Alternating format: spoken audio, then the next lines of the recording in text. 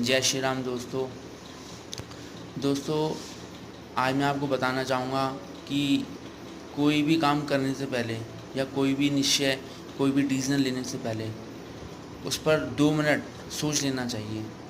अचानक से कभी कभार डिसीज़न लेने पर वो काम ख़राब भी आपका हो सकता है। तो मैं आपको एक कहानी के ज़रिए इस बात का बताना चाहूँगा कि एक पिता और पुत्र थे, और पिता जो है अपने पुत्र की शादी करा देते हैं, और 2 साल बाद शादी के पुत्र अपने पिताजी से बोलता है कि पिताजी, मैं विदेश जाकर पैसा कमाना चाहता हूँ, मैं वहाँ पे जाके एक अपना बिज़नेस स्टार्ट करना चाहता हूँ। तो पिताजी बोलते हैं कि बेटा, जैसे आपकी मर्ज़ी। तो वो इंसान, जो बेटा होता है, अपने पिताजी को और अपनी मिसेस को छोड़कर विदेश चला जाता है और विदेश में जाकर मेहनत करता है, और जितना वो कमाता है हर साल, तो वो सेटिस्फाई नहीं होता। वो सोचता है कि नहीं, अभी तो मुझे और कमाना है, अभी तो मुझे और कमाना है, अभी तो मुझे और कमाना है, इतना पैसा काफ़ी नहीं है, अभी वो मुकाम मैंने हासिल नहीं किया जो मैं करना चाहता हूँ।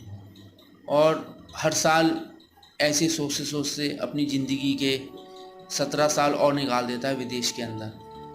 और 17 साल बाद उसे लगता है कि बस अब मैं एक सेठ बन चुका हूँ, एक कंपनी का मालिक बन चुका हूँ, मैंने खूब पैसा कमा लिया, बस अब मेरी मन की इच्छा जो है वो पूरी हो गई है।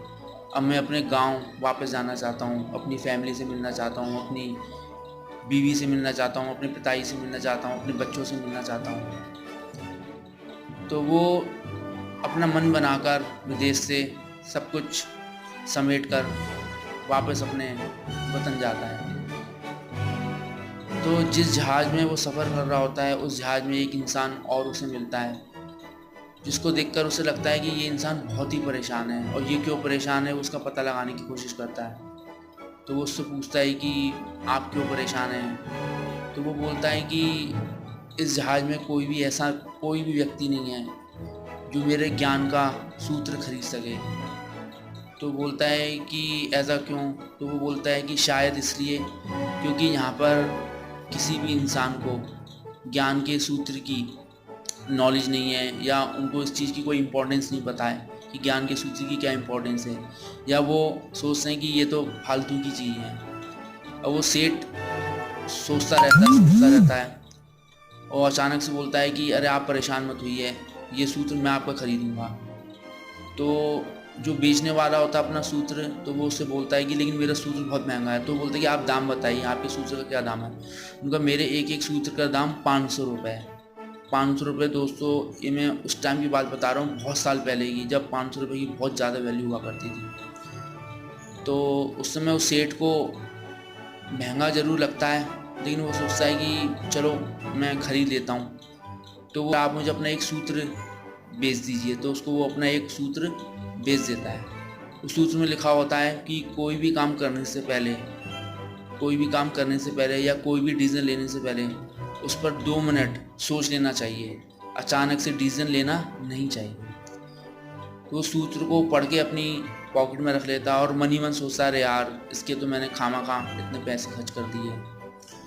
और सोचते सोचते वो अपने गांव पहुंच जाता है, और गांव पहुंचते ही जैसे ही वो अपनी पत्नी के रूम में जाता है, तो उसकी पत्नी सो रही होती है। पत्नी के साथ जो इंसान और सो रहा होता है, उसके पति को लगता है कि अरे, मेरी पत्नी तो बड़ी बेकार है, मेरी पत्नी तो बड़ी बेशर्म है, किसी और मर्द के साथ सो रही है देखो, और मैं यहाँ हर समय हर साल उसे याद करता रहता हूँ, और ये यहाँ पर अय्याशियाँ कर रही है। और वो अचानक से गुस्से में आकर अपनी तलवार बाहर निकाल लेता है, और जैसी तलवार निकालता है उनको मारने के लिए, तभी अचानक उसे वो सूत्र याद आ जाता है ज्ञान का। वो दोबारा उसको निकालता है और पढ़ता है। फिर उसको लगता है कि हो सकता है कि मैं गलत डिसीजन ले रहा हूँ, या हो सकता है मैं सही डिसीजन ले रहा हूँ, लेकिन वो उस पर 2 मिनट सोचता रहता है। और सोचते सोचते ही जब वो अपनी तलवार दोबारा अपनी पॉकेट में रखता है, तो उसकी जो तलवार होती है वो एक मटके से टकरा जाती है, जिससे वो मटका फूट जाता है। और शोर होते ही उसकी पत्नी उठ जाती है। उसकी पत्नी उसे देखते ही बड़ा खुश हो जाती है, बहुत खुश हो जाती है। बोलती है कि आप आ गए, मुझे बड़ी खुशी हुई, आपने इतने साल लगा दिए, मुझे पता है कि मैं आपके बिना कैसे रही हूँ। तो उसे अपनी पत्नी की बातों पर सुनकर बड़ा गुस्सा आ रहा होता है अंदर ही अंदर। और अचानक से वो पत्नी जो होती है, जो उसके साथ सो रहा होता है, उसको उठाती है। अरे बेटी उठो, बेटी उठो, देखो पापा हैं, पापा से मिलो। ये सुनकर उसको बड़ा, सेठ को अजीब सा लगता है कि ये क्या कह रही है। और जैसे ही उसकी बेटी उठती है तो बेटी के सर पे पगड़ी पहनी हुई जो पगड़ी अचानक से गिर पड़ती है ज़मीन पर। और जो बेटी के बाल लपेटे हुए होते हैं पगड़ी के अंदर, वो सारे बाल बिखर जाते हैं। और वो अपने पिताजी को प्रणाम करती है, उनके पैर छूती है, उनको गले लगाती है। तो कहने का मतलब यही है कि अगर वो सेठ उस पर अमल नहीं करता, उस ज्ञान के सूत्र पर, तो वो हो सकता था कि उस तलवार से उन दोनों को ख़त्म कर देता। और उसका ज़िंदगी भर एक अंदर ही अंदर फील करता रहता कि अरे मेरे कारण मेरा परिवार ख़त्म हो गया। फिर वो अपनी पत्नी से पूछता है कि मैं तो सोचा कि पत्नी मुझे क्षमा करना, मैं तो सोचा कि आप किसी और मर्द के साथ सो रही हो। तब उसकी पत्नी कहती है कि आप विदेश चले गए और मुझे पता है कि मैंने अपनी बेटी को कैसे अपने बच्चे की तरह पाला है, अपने एक बेटी की तरह हमेशा इसको बेटा बना के रखा।